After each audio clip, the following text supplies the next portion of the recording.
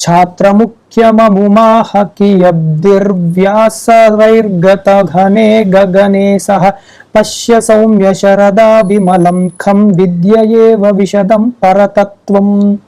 అలాగే కొంతకాలం అలా గడుస్తూ ఉన్నది.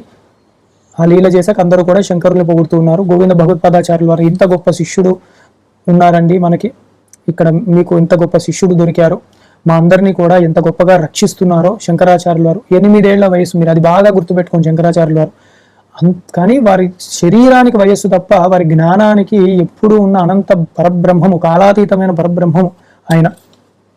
తర్వాత మెల్లిగా శరదృతువు సమీపించింది, వర్షాకాలం ముగిసింది. చక్కగా చంద్ర కిరణములు కూడా అందరికీ శోభని ఇస్తూ అమృత తత్వాలని కురిపిస్తూ ఉన్నది. శరదృతువు ఎప్పుడు కూడా, శరదృతువులో చంద్రుడు ఎప్పుడు కూడా తెల్లని ప్రకాశముతో ఉంటాడు. అందుకే అమృతము లాగా, అంటే శుద్ధత్వాన్ని చెప్తూ ఉన్నారు. అమృతాన్నే కురిపిస్తున్నాడా అన్నట్లు కనపడుతున్నాడు. వారిదాయతి వరాశ్చ సుపాథో ధారయా సదుపదేశ గిరాచ ఓషధీరను వరాంశ్చ కృతార్థి కృత్య సంప్రతి యాంతి యథేచ్ఛం.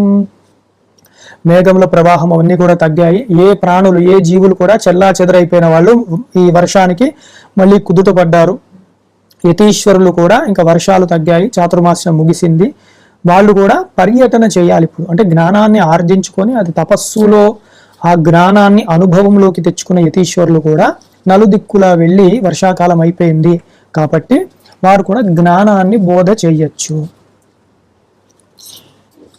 అంటే ధర్మ ప్రచారాన్ని బోధ చెయ్యాలి. శీతదీధితిరసౌ జలము ముగ్భిర్ముక్త పద్ధతిరతి స్ఫుట కాంతి భాతి తత్వ విదుషామివ బోధో మాయికావరణ నిర్గమ శుభ్ర. చీకట్లన్నీ తొలగిపోయి చక్కటి సూర్యకాంతులు, చంద్రకాంతులు కూడా ఆ వనాలలో పడి అందరికి కూడా చక్కగా ఆనందాన్ని కల్పిస్తూ ఉన్నాయి. భక్తి, జ్ఞానము, వైరాగ్యములు అన్నీ కూడా ఫలించాక ఒక ప్రశాంతత ఎలా వస్తుందో మనిషిలో, అలాగ అంతటి వర్షము, అంతటి ప్రవాహము, అంతటి చీకట్లు అవన్నీ ఒకేసారి తొలగిపోగా చక్కటి చంద్ర కిరణములు జనాల యందు పడగా వారందరూ కూడా జ్ఞానము వచ్చాక ప్రశాంతత ఇలా ఉంటుంది కాబోలు అనేనట్లు ఉన్నదా ప్రకృతి అని చెప్తున్నారు. అంటే అక్కడ ప్రకృతిలో మార్పులు వీరు ఈ చాతుర్మాస్యము, దీక్షలు, ఆ తర్వాత ధర్మ ప్రచారము, జ్ఞానము ఆర్జించిన వారి యొక్క అవస్థ ఎలా ఉందో అలాగే వర్ణిస్తున్నారు కవి. వారివాహ నివహే ప్రతియాతే భాంతి భాని శుచి భాని శుభాని మత్సరాది విగమే సతి మైత్రీ పూర్వక ఇవ గుణ పరిశుద్ధా. మబ్బులన్నీ తొలగగా నక్షత్రాలు కనపడుతున్నాయి రాత్రి. ఇది వరకు చెప్పారు కదా, నక్షత్రాలు చంద్రుడే కనపడడం మానేశాడు మబ్బుల వల్ల అని వర్షాకాలంలో. ఇప్పుడు చక్కగా నక్షత్రాలు కనపడుతూ ఉన్నాయి. దీన్ని ఎలాగ పోలుస్తున్నారంటే రాగద్వేషములు అన్న దుర్గుణములు, దోషములు, మలినములు తొలగగా చక్కగా మైత్రి, కరుణ ఇలాంటి మంచి సద్గుణములు మిణుక్కు మిణుక్కు అనే ఆకాశంలో ఎలా నక్షత్రాలు మెరుస్తున్నాయో అలాగా ఆ సత్పురుషులలో ఇంకా శోభిస్తూ ఉన్నాయి. అంటే చాతుర్మాస్యంలో ఎంతటి వారైనా కూడా దీక్షగా సద్గుణములను ఉపాసన చేస్తూ ఉండాలి. అప్పుడు ఆ హృదయం నిర్మలం అయ్యి ఆ బ్రహ్మచింతన ఇంకా గట్టిగా అయ్యి అమృత తత్వముతో శరీరము, మనస్సు నిండిపోయి ఉంటుంది. మత్స్యకచ్చపమయీ ధృత చక్ర గర్భవర్తి భువన నలినాఢ్య శ్రీయుతాద్య తటిని పరహంసై సేవ్యతే మధురిపోరివ మూర్తి. ఎంత గొప్ప భావన అంటే ఇది. శంకరాచార్యుల వారు కూడా అప్పటి వరకు తపస్సు చేసుకుంటూ చాతుర్మాస్య దీక్షలో ఉన్నారు. వారు కూడా చూస్తున్నారు ప్రకృతిని. వారు ఏం చూస్తున్నారు అంటే నదుల ప్రవాహం కూడా తగ్గింది కాబట్టి చక్కగా మత్స్యములు, తాబేళ్లు, మొసళ్ళు ఇవన్నీ కనపడుతున్నాయి వారికి. చెట్లు కనపడుతూ ఉన్నాయి, చల్లటి గాలి కనపడుతూ ఉంది. చెట్లు కూడా ఇలా కొమ్మలు ఇలాగా వికసించినట్టు, విస్తరించినట్టు కనపడుతూ ఉన్నాయి. వీరు అవన్నీ చూస్తూ వీరి మనసులో ఎలాంటి భావన ఉంది అంటే ఆ మత్స్యములు చూసినప్పుడు మత్స్యావతారమేమో శ్రీ మహావిష్ణువుగా దర్శనమిస్తున్నాడు ఇలాగా. తాబేళ్లను చూస్తే కూర్మ అవతారమేమో, వేరే అక్కడ అడవిలో మృగములను చూస్తుంటే వాటిల్లో కూడా విష్ణు స్వరూపాన్ని. చెట్లు అలా విస్తరించి అలా ఉండగా శంకర చక్ర గదాధరుడైన ఆ నారాయణమూర్తి వృక్ష రూపంలో కనపడుతున్నాడు ఇక్కడ.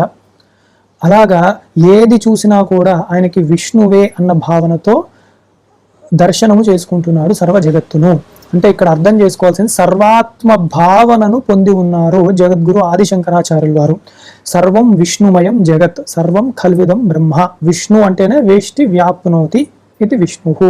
సర్వదా వ్యాపించిపోయి ఉన్న పరబ్రహ్మ తత్వానికి విష్ణువు అన్న నామాన్ని లేదా గుణాన్ని చెప్తున్నాం మనం.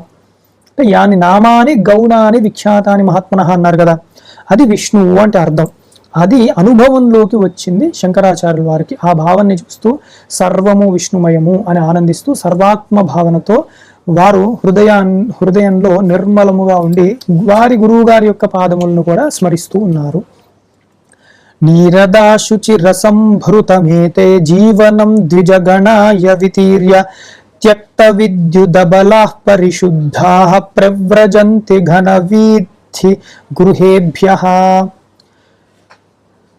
ఈ మేఘములు అన్నీ కూడా వెళ్ళిపోయాక సర్వజీవులు కూడా ఆనందంతో అవి కూడా బయటికి వస్తూ ఉన్నాయి. శరత్కాలము కాబట్టి తెల్లని కాంతులతో ఆ వనం అంతా కూడా శోభిస్తూ ఉన్నది. మబ్బులు ఇంకా లేవు, ఏ దిక్కుకి ఆ దిక్కు పారిపోయాయి మబ్బులు. దీన్ని ఎలా వర్ణిస్తున్నారంటే గృహస్థులు కూడా వారు ఆ చాతుర్మాస్యంలో మననము చేసుకుంటూ బ్రహ్మతత్వాన్ని, వివేకాన్ని, వైరాగ్యాన్ని వారు అభ్యసించాలి.